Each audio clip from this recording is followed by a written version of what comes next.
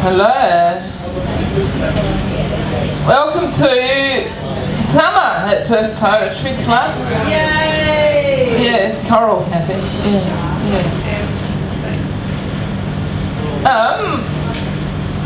I'm stalling for time a bit because our first open mic guest is in the loo, but I'm going to read a poem anyway. This is something I found. It's by Peter Harris, and it was in a newsletter from the Poetry Kit, which is a UK poetry website. A newsletter called Caught in the Net, and it's Peter Harris. The poem's called Being Human. That factory van was a microcosm of society's unwanted. Psychotic Raymond, whom they nicknamed Spasm, and Robert, whose mind was dented when he fell from a fireman's ladder.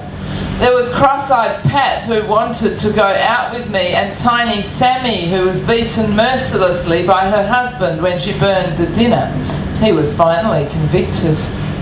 I can see other faces through the smoke of greedily dragged cigarettes. Abby, who claimed she had just met a bloke who said he would pay off her debts. Neil, the ex-burglar on probation. Jack, the pockmarked adolescent who did the job for holiday money and whose depression was torment. And myself, enduring my confusion of failed dreams miserably. 10 years on, I wonder where you all are. Raymond committed suicide. Are you still being transported to far-off factories through the grey tide of traffic? Have the brakes failed again as they did once on Bluebell Hill? You all agreed that I was dead clever, and here I am, a school teacher. Yet what you taught me was that a good brain is not enough, that being human still means treating others as valuable, whether they are strong or vulnerable.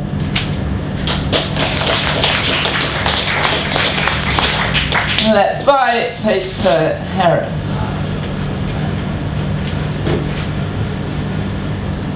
I believe he's a UK poet. Alright, and now we have our first open mic guest for the day. Some people are a little bit under the weather because it was a big party last night at Fringe Gallery, and Neil is no exception to that. So will you make him welcome, please? Neil J. Pattinson.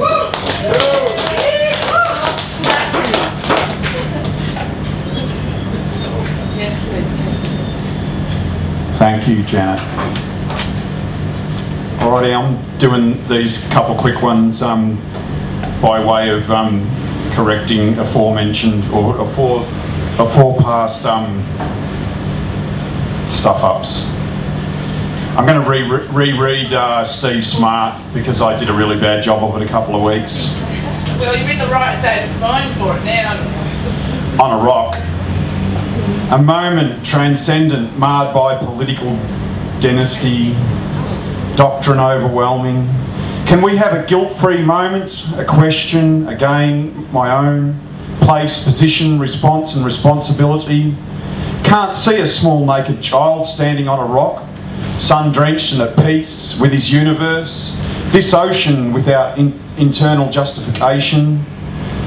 Damnation, don't stare, wonder of life, swamped by potential thought crime. Cannot the child be beautiful? Have we become so afraid? In truth, we have, and in this we have lost, even the appreciation of innocence. I am neither innocent nor the monster lurking outside the door. The child is beautiful, perfectly formed and at peace. His spirit not yet mocked. I am not at peace, can no longer view such beauty without this sense of potential censure.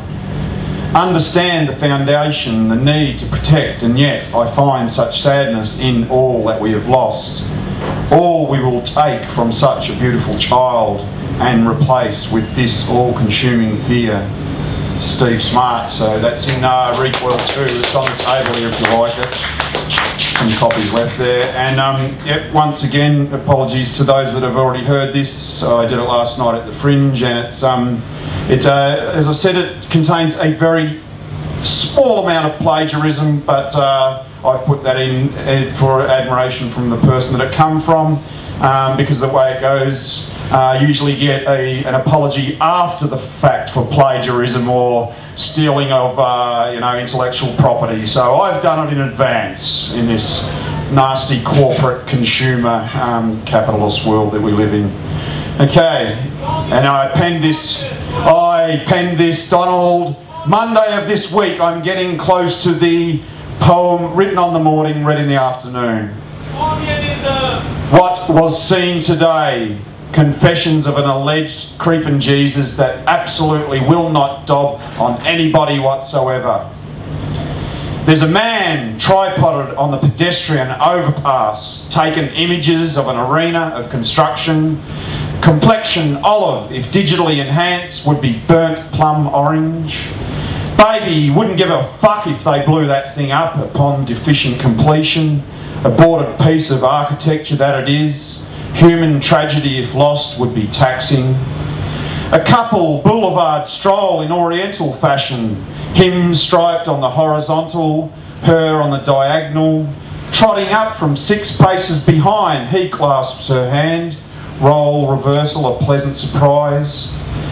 The guy in the Employment Services Agency with a voice that flows like treacle, shuffles papers marked child support, court dates, smile with the depth of the down under outback, still keeps a pleasant demeanour, computers offline, censorship disguised as failure of IT. It's all good.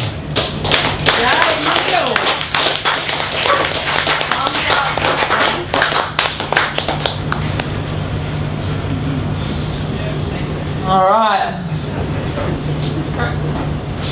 Hands up who thinks Neil should end all his poems with "It's all good." Yeah. No, Coral thinks only some. And now we have Zan Ross. Make her welcome.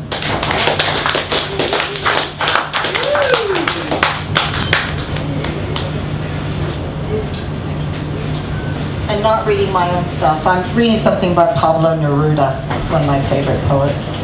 It's called Some Beasts. It was early twilight of the iguana. From his rainbow-crested ridging, his tongue sank like a dart into the mulch. The monastic ant heap was melodiously teeming in the undergrowth. The guanaco, rarefied as oxygen, up among the cloud plains wore gold-flecked boots, while the llama opened candid, wide eyes in the delicacy of a world filled with dew. The monkeys wove a thread interminably erotic along the banks of dawn, demolishing walls of pollen and flushing the violet flight of the butterflies from Buga. It was the night of the alligators, pure and pulsating night of snouts above the ooze, and from over the sleep-drenched bogs a dull sound of armor fell back upon the original earth. The jaguar touches the leaves with his phosphorescent absence. The puma runs on the foliage like an all-consuming flame, and in him burn the alcoholic eyes of the jungle. The badgers scratch the river's feet, scenting out the nest, whose throbbing delight they'll assail red-toothed. And in the deep of great waters, the giant anaconda lies like the circle of the earth, covered in ritual mud, devouring and religious. Thank you.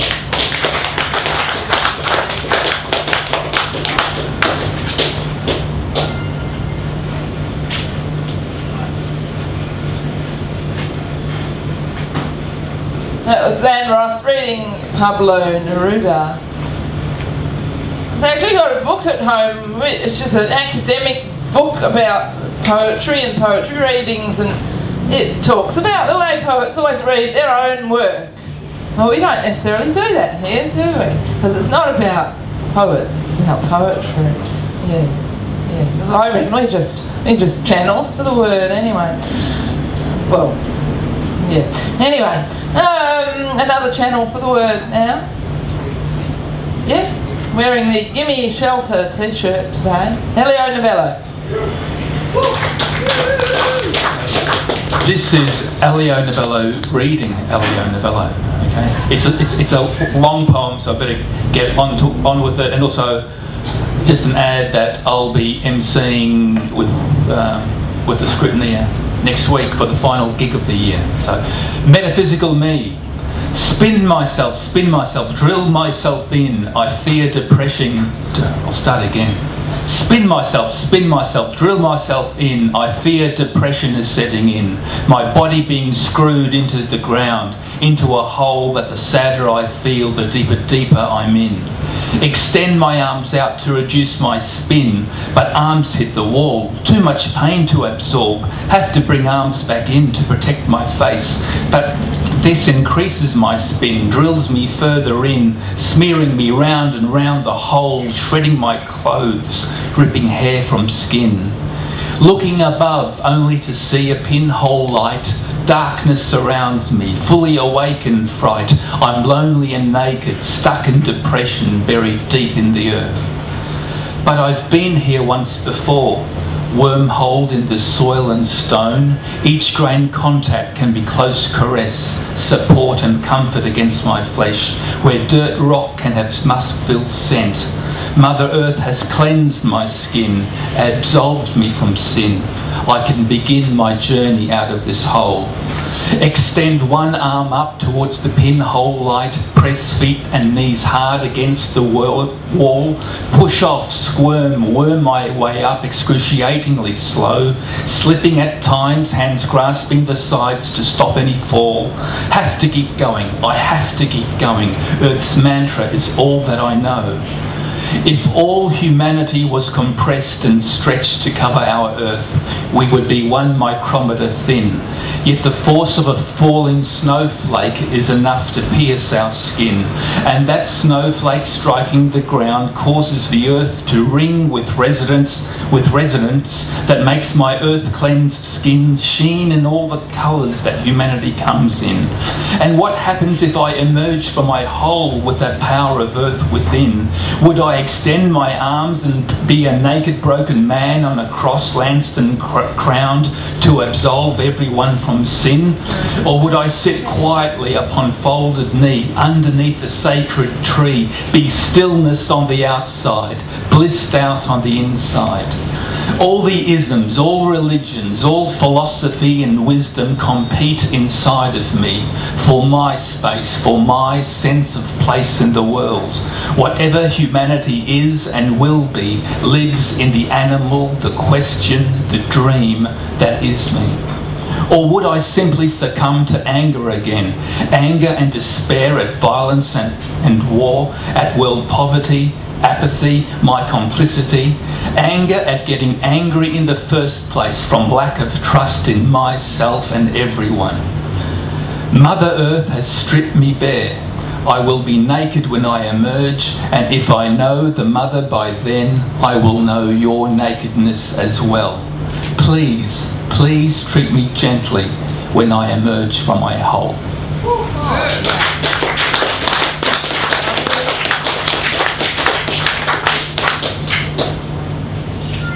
Alright, thank you Elio for that extended metaphor.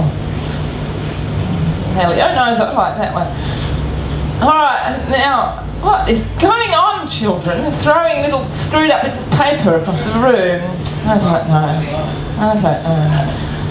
Alright, now we have our first of our 2 feature brackets, and we have a very special person coming up to introduce the actual readers. This person has done a hell of a lot for poetry and literature in WA in the last, however many years it's been, 3? 2.5 years? Yeah. The editor of ... Steve Finch. Please give him a huge round of applause.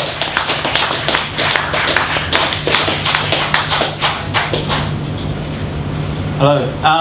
As Janet said, I'm Steve Finch. I'm the editor of ... We've been running for 2.5 years, and for those who don't know, we're a triennial journal that publishes, creative writing and art. So, I mean, it's been a really amazing adventure so far, and I'm very glad to be a part of it. I just wanted to make an announcement that in 8 days, we're going to be running a bit of a subscribe-a-thon in order to get subscriptions to the magazine, because that's what keeps us going and keeps us alive. So during all of December, if you subscribe to Dash or purchase anything on the website, you're going to be running to win prizes. And these prizes are donated by various literary organisations, which I'll now thank. KSP Writers Centre, UTA Writers, FAWA, the Department of Culture and the Arts, Underground Writers, Small Press Underground Networking Community, On William, 12th Planet Press, the Blue Room Cafe, Fremantle Press, UWA Publishing. So they've all kind of sponsored the magazine during Subscribe-a-thon, and I mean, we're running like 8 events, but you can just go to the website dash.org to have a look at those. Yeah, so now that's announced, I'd like to introduce our first reader. It's Julie Watts. Julie Watts is a member of UTA, a Fremantle-based writing group. She's been published in Creatix, Indigo, and online by Les Wicks, and most of her writing is based on direct experience, as is On the Road to Freer. So if Julie Watts wants to come up, everybody welcome Julie Watts.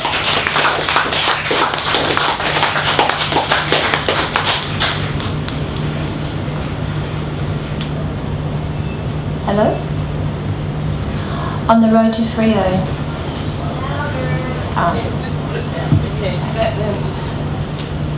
On the road to Frio. Each morning from their high nests, the hungry crows gather up their moment and plunge the barder of the road. Up from the ashen tar they soar triumphant, ablaze with risk, broken nuts in arrowed beaks, and winging it again and again. Careen at dusk. Careen at dusk, and the white gorillas are a swooping din of strident prima donnas, filling the emptying day with dissident arias. From eucalypt to eucalypt, they throw themselves like handfuls of confetti, dropping, shrieking, screeching out their unholy vespers, pummeling the late air with jangled cadence. As the air chills and the sky pales, they chant themselves to bed, settling in the nougat branches like white wisps of fruit, their pearl bodies pinned to the olive leaves, fastened for the night, as we scurry home, silent and secretive as ants.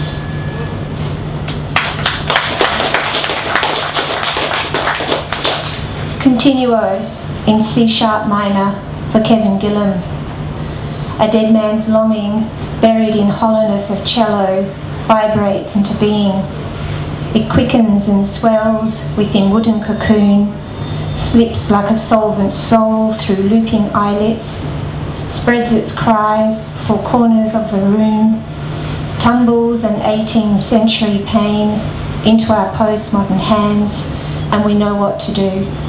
Hold our breath, bow our heads, sit in stunned submission to the blending, his baroque ache with ours, and so on, for as long as someone like you fixes a cello between their knees for bark.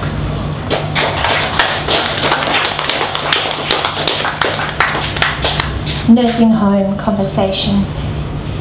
She grips her walking frame like a bicycle. You getting fit? I ask. No, I'm leaving. And when a cry from room 14 peels its way up the corridor, she turns to me frightened and says, I don't know what's happening.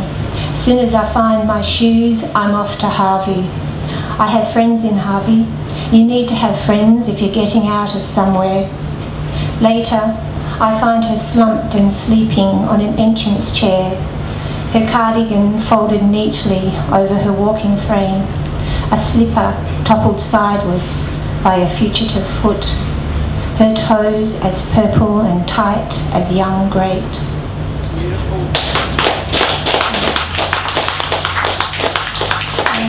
This was published in Dash's 6th issue. My dog is a social bitch. My dog is a social bitch. And this bushwalk is her Facebook page. She has this unpleasant obsession to tag every wall and chemical comment we pass. Seeing her perch awkwardly over each blog is slightly disturbing and curious.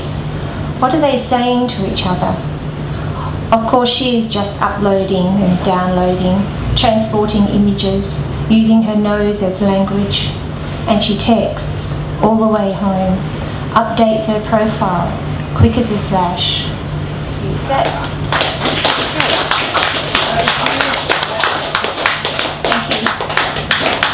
Thanks a lot, Julie. That was so good. Give another hand for Julie Watt. Keep clapping. I just want to thank Perth Poetry Club for letting me feature Dash writers. Perth Poetry Club is pretty cool. So our next author is Carol Milner. Carol won the Julie Lewis Biennial Award from KSB Writers in 2007, and she was one of 5 Western Australian poets whose work was published in Amber Contains the Sun, 2008, and her short stories have been published in Lines in the Sand, Fowler, 2008, and Indigo 3, and she is going to make her way up on stage now.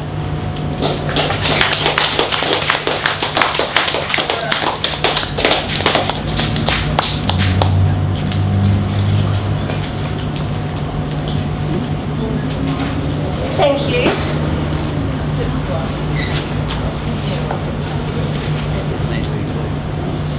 I'm going to read a few short poems. The first 4 are from a series about moving to West Australia. The first one's called Bloodlines. Bloodlines. You probably aren't thinking about it now as you read this poem, stirring a cup of cocoa with your other hand. You probably haven't thought about it for days, weeks even, months.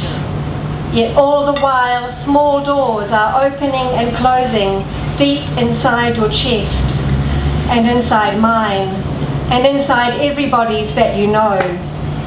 All along the sleeping street, oceans of blood flow, while my poor poem sails out across the paper like a 19th century explorer, making serendipitous observations on the flora and fauna, loggerhead turtles, and the heat. Soon we will sail around the point and find a group of Noongar women gathering, or an Englishman picnicking on the beach. We will have to ask someone for directions.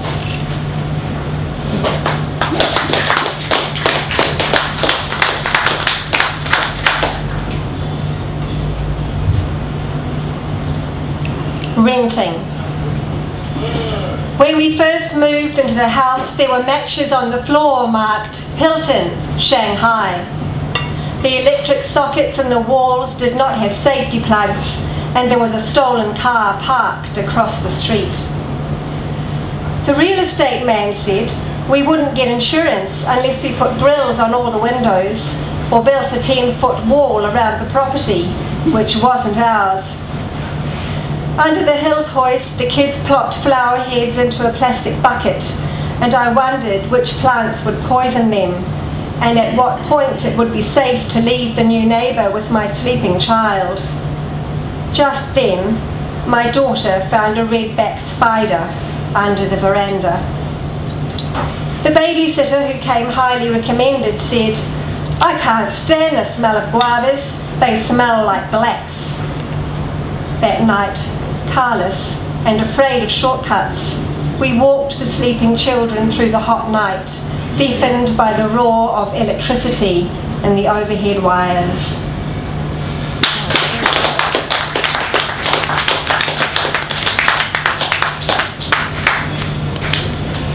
This one's called Black and White.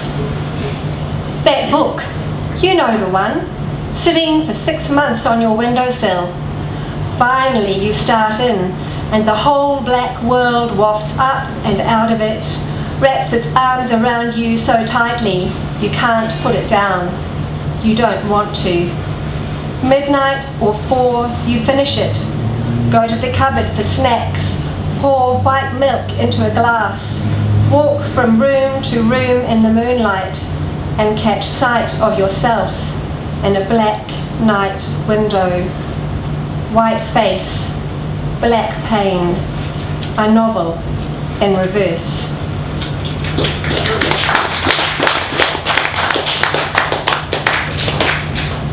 And this one's coming up in Gambit, so I'm reading it today with heartfelt thanks to ...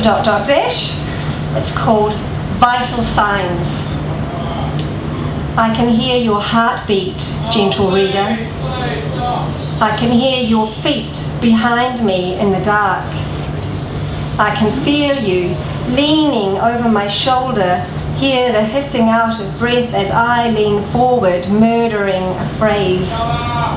Please, leave the room while I open my blue biro veins onto the paper.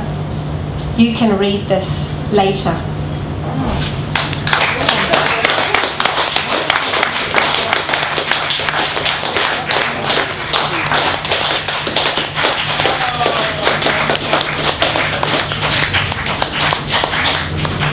Thanks a lot.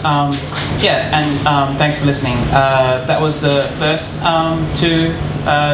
poets. I believe Chris is going to come up next. Not right now. At some point. Yeah, he's MC. Oh, okay. So what's happening now? Okay. There's more open mic. Okay. Yeah. Should I introduce the next open micer, or are you going to? No. I will. All right. Thank you. Thanks, Janet, because I wouldn't know what to do.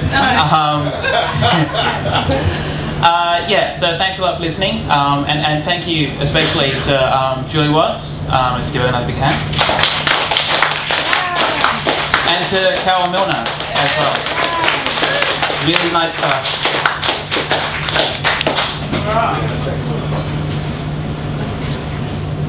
Thank you to Steve Finch. Thank you to Steve Finch for organising those awesome guests for us too. I don't think there are any issues with Dash here. I think there's been a bit of a technical problem. Yeah, but apparently next week, which is our last gig of the year, there will be issues of Dash for sale. So, and I highly recommend it. It's an excellent magazine for your toilet, your coffee table, your car, or anywhere that you may wish to read. Okay?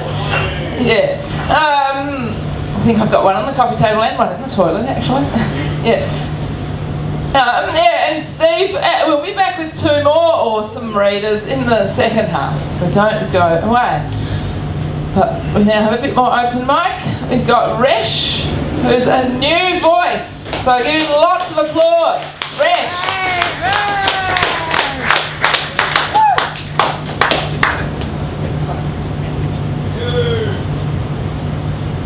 Thanks everybody, it's an honor to be here. I'm reading one of my pieces titled Dogs, Wood and Cows. Strange creatures these dogs are, howling, barking, raging. Were they in the dead of the night and me sleeping not so right? So then out was I looking at them, reaching for throats near reach. Such was my shock at the strange discovery that recovery was still. But man, me is a bundle of follies, repeating things what I didn't want to. Not a soul, but just me, watching nature glum, sitting bemused day after. There came along a lorry big, speeding, rumbling, polluting, carrying within a tree trunk huge, just dry, brown, lifeless wood.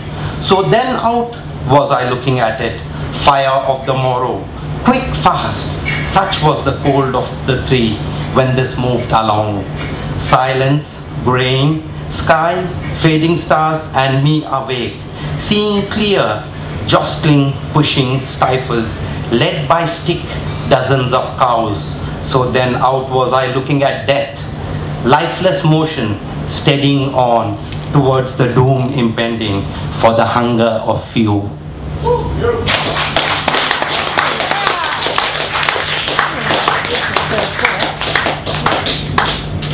Thank you, Resh. I know Resh has got more poems, so hopefully Resh will be back again next week to give us another one. Okay, and now we've got someone who I think tries to write a new poem just for us every week. So make him very welcome, please. Ron Oakley.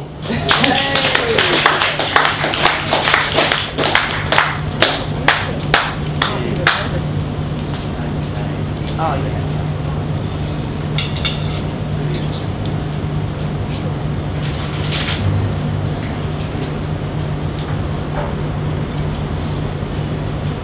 Remembering well. Remembering well. Hello, this is Alan speaking from Prof Martin's Alzheimer Research, McCusker Foundation. You have been randomly selected from one of our list of contacts, inviting you to take part in a randomly selected double-blind trial to investigate the effect of turmeric on the memory.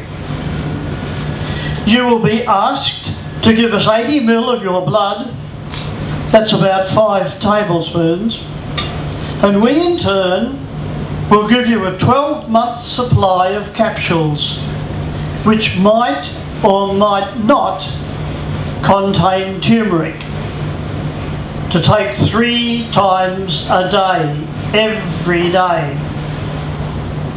You will be given a before, after and during memory test, similar to the ones that you've done with us before. Are you in? Pregnant pause. Stage whisper. Yes. Oh, that's great. Come and see us on Friday next, 8 AM. Don't have anything to eat before you come. It was on the tip of my tongue to say, oh, I'm too old, I can't be bothered to drive across the city at sunup on an empty belly.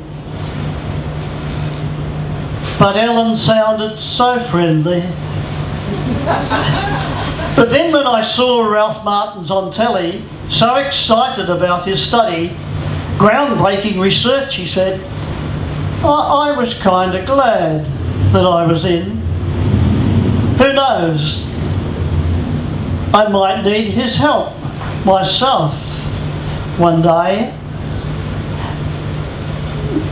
Now, where did I put that consent form? They said to bring it with me. Have you seen my car keys? Where's my mobile? Don't worry, they'll give me a good breakfast.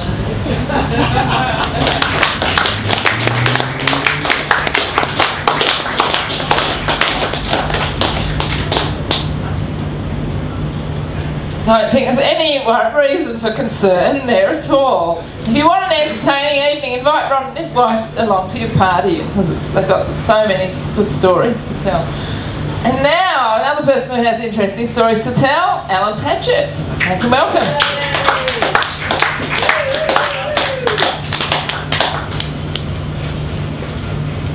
Thanks, Janet. We did some map training at work yesterday and a couple of glasses of wine last night, and this came out. So map is a place where dreams appear.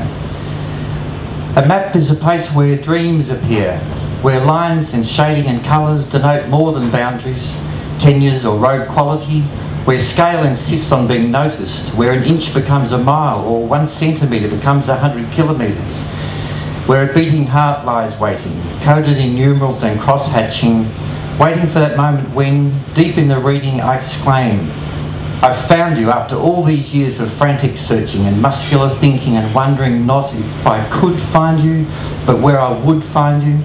This map led me to your private topography of desire, your silent folds and silken curves, those moments of indecipherable alertness and ecstatic junction, where the coordinates identified not only your location, but your vocation, loving me, taking me deeply and sweetly into your soul, your fast beating heart, your random bursts of joy, your mumbling text.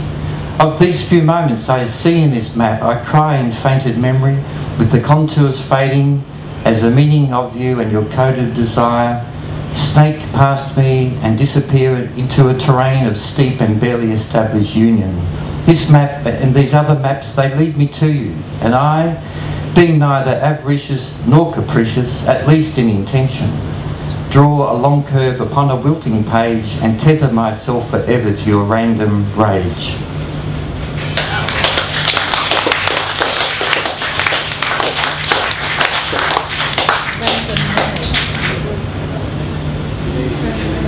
Good stuff, Alan Paget. Thank you. Yes, it's actually not a sporting match or a cultural ritual conflict of any kind, but that's okay. We're going to have a break in a minute, but before that, I'm going to announce a few things, and then we'll do a poem.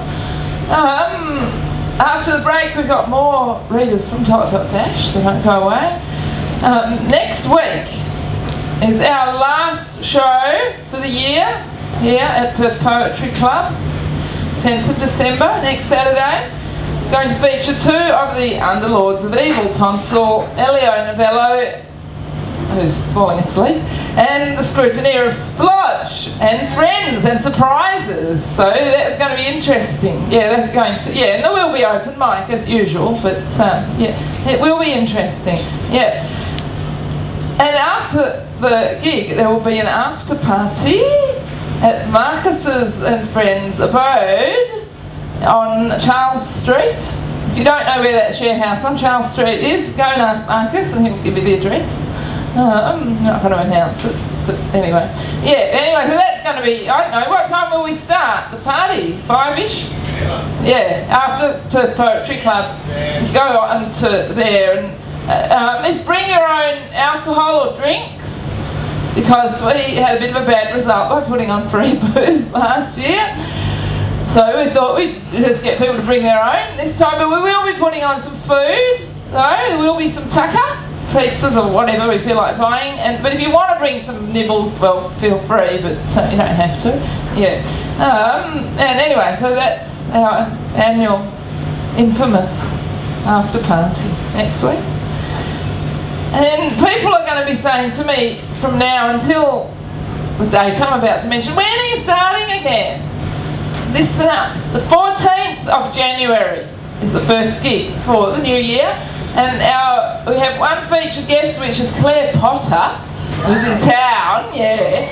And for those who don't know who I'm talking about, she's awesome, okay, obviously. And we also have the launch of Recoil 3, which is Perth Poetry Club's 4th zine. Yeah, a 3rd issue of Recoil, which is our annual thing that Coral puts together for us, our Kalgoorlie editor, in association with Coral's publishing venture, Mala Mala Press. We've got Recoil 3 with some of our favourite featured guests from the past year in print. Yeah, so that will be launched when we come back. But you'll have forgotten all of that by then, won't you? Okay, what else is on? There's actually a few other things going on, and if you're interested in listening to some more words, on Monday, there's in fact 3 things on Monday, but 2 of them clash. That's this coming Monday, the 5th of December, in the Arts Department courtyard at UWA with the Peacocks. There is a launch of a couple of books with some visiting poets. Yeah, we don't actually have them in here, yet, anyway. Visiting poets Kit Kellen and Iris Fan. I think that's correct, yeah. The books they're launching are called, I think it's a silly name, Wombats of Bundanon, 20 Australian Poets, and Kit Kellen's book, My China Years, which I think has been translated into Chinese as well. Anyway, so they're launching that at UWA, and after that you can go to 2 different things. One of them is Voice Box at Clancy's Fish Pub in Freo, featuring Afif Ismail, who's a Sudanese poet, plus Sudanese music, and author and Noongar elder Dr. Rosemary Vandenberg, plus limited open mic. Starts supposedly at 7:30 at Clancy's, and that's in aid of International Human Rights Day, which is on the 10th actually. which is when we'll be here next week. So that's Monday the 5th of December, Voice Box. But if you don't feel like going to Freo, you can go to Maylands. There's a thing called Summer Supper Club at the courtyard of the Old Bakery Cafe on 8th Avenue in Maylands. It's actually very pleasant. For $30, you can get a meal, tea and coffee, and listen to Jane Corns, who's a local writer and muso, Flora Smith, who's a poet, and an acoustic trio, Del Mundo. I don't know who they are, but I'm sure they're good. Anyway, you have to book for that, so if you want to know the web address or whatever for booking, come and look at our piece of paper. It's on the railway line. On the railway line. On the railway. It is, yeah, it's just near the Maylands railway station. Yeah, they're all on the railway line or on the bus or whatever. But then on Tuesday night, this is going to be good, on the 6th of December, Tuesday night, Cottonmouth are putting on an event, Artillery Festival event for Amnesty International. Does anybody know who the guests are? Amanda said she was reading. Amanda Joy? Anyone else? Well, anyway, it'll be good anyway. It's bound to be fun. And that's at the Bird, 181 William Street, supposedly at 7:30. I think that's enough events for just now. We're about to have a break, but in the break you can sign up for open mic. There's a few more people in the room now whose names aren't on the list. If you want to do a poem, yours or somebody else's, put your name on the list.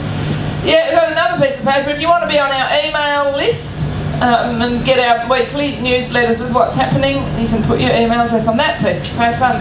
There's also a purple box on the table, which is for donations. It costs us about $150 a week to put on the gig, because we pay for professional sound.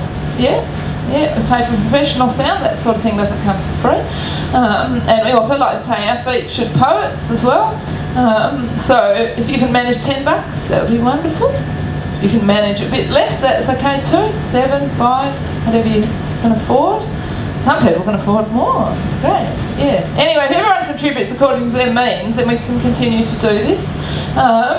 If you can't afford to put any money in, that's okay. Alright. Everybody is welcome. Oh, and there's a whole table of things for sale here as well. There's a few free things as well. And including some of mine, so I thought I would do a poem out of my chapbook Q Finger, which is $10. Excellent Christmas present, fits in your pocket.